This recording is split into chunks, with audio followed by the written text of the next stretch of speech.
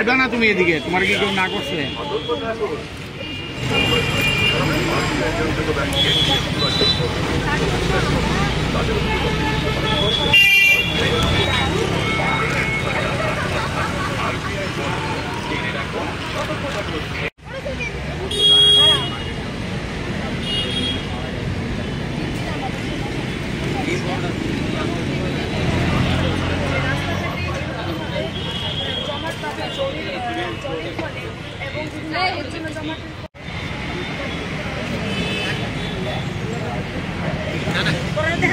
আমাদের শহরাঞ্চলে রাজধানীতে আমরা প্রায়ই দেখতে পাচ্ছি যে আমরা কোথাও বসে ঠিক করে গল্প করতে পারছি না, কোথাও বসে কথা বলার কোনো উপক্রম নেই। কারণ কেন, আমরা এই যে রাস্তাঘাটের চারদিকে যে জল জমাট হচ্ছে, বিভিন্ন আবর্জনার জমাট বাঁধার ফলে আমাদের মশার আক্রমণ প্রতিনিয়তই বেড়ে চলেছে।